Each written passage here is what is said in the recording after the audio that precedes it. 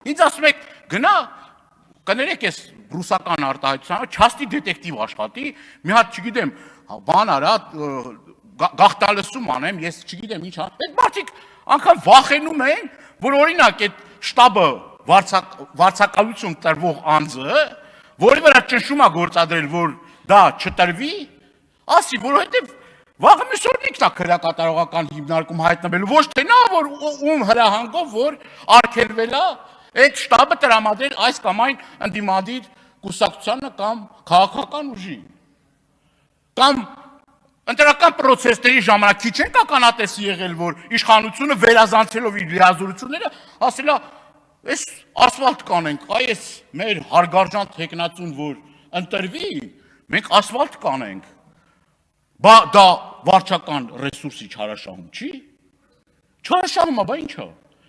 Հիմա կասեք, տենց բան չկա, չէ։